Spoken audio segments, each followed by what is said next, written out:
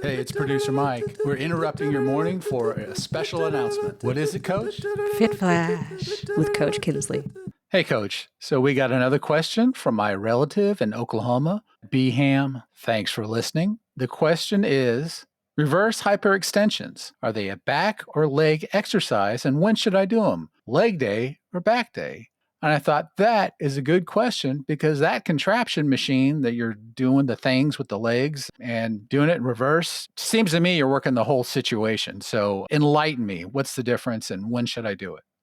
That's a really good question. I think that a lot of our listeners that have done reverse hyperextensions would think the same. And that's because reverse hyperextensions, yes, it's going to give you the strongest glute activation, but it also is going to work a deep muscle in your back called the erector spinae that goes along the outside, both sides of your spine. So yes, it's a back exercise, and yes, it's a glute exercise. Whoa. And all your muscles, right? They're all connected. So a good way to just call both of these together, you might hear it called the posterior chain. So that'd be like your back into your glutes into your hammies, which the reverse hyperextension works all of it. So for our listeners that haven't done reverse hyperextensions, let me explain what it might look like. Either on a machine or on a bench, you'd support your torso with your stomach down all the way to about your hips so that you can get spinal decompression when your feet are down towards the ground and your hips are down. And then with long legs, maybe a soft bend in your knee, then you'll lift your straight leg up, leading with the heel and making your leg parallel to the ground and parallel to your spine by squeezing your glutes. So I would suggest to put it on glute day.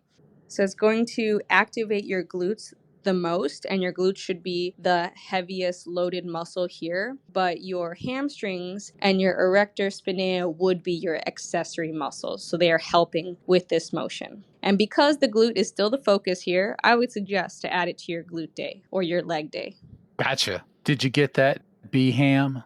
Some solid advice from Coach Kinsley. I'm going to listen to it and take it into considerations because, boy, there's nothing I love more than leg day.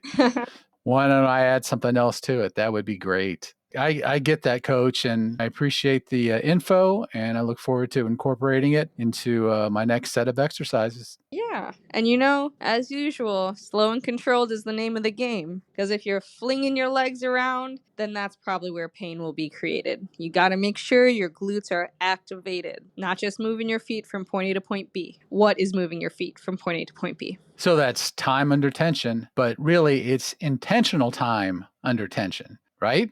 100%. You'll get the most quality contraction, and mind muscle connection is going to help your longevity more than just brute strength.